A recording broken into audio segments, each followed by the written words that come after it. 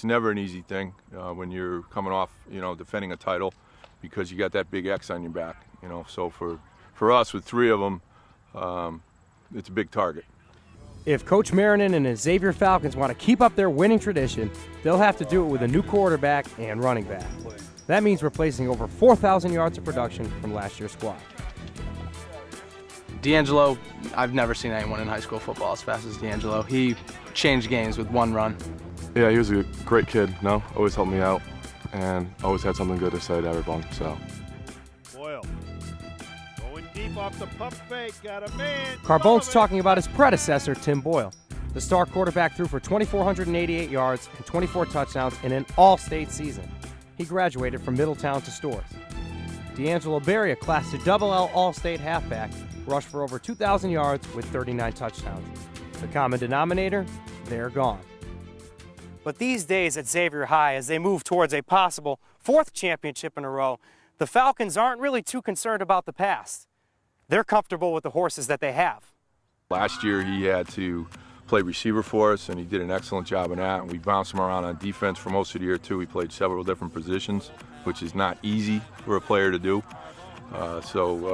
Hopefully that proves he's got the mental capacity to absorb everything in the playbook and, make the reads. But it's going to be difficult. And again, Joe's a different player than Tim. Joe's got some different strengths, that Tim really didn't have. Joe's probably a little bit better of a runner. Yeah. So, hopefully we're going to run him a lot. Meet Joe Carbone. He has a lot of work to do if he wants to lead his team to a state title like the 2 quarterbacks before him. He's only thrown 1 pass. He spent the majority of his junior season as a wideout. He caught 4 touchdown passes to go with 350 receiving yards. Oh yeah, that 1 pass, a 48-yard touchdown toss. I learned to be tough. Toughness is a big key. And Coach Marinan is my coach for outside linebacker, so I learned a lot in that position. So I know what they're trying to do on defense, so they're better, knowledge of what they're trying to do when I have the ball.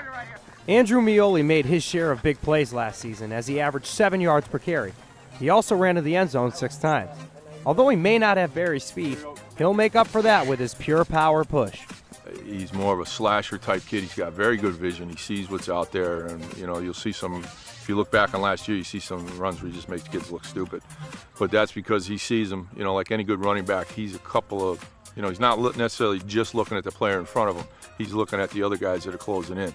Just that experience, getting in even 10 carries a game, 5 carries a game, just sparing D'Angelo those couple of plays, giving me experience and giving him a break was crucial for our team. It's time for the Falcons to put the past behind them as they move toward the season with new men in the backfield. It's work ethic and not marveling at previous accomplishments that can get them to yet another state title game in December. It's going to take a lot of hard work, a lot more than it's taken in the past. We're going to have to work a lot harder this year. We're not going to be physically as big, so we need to focus in on technique and fundamentals and, stay focused week in and week out. We can't lose that focus.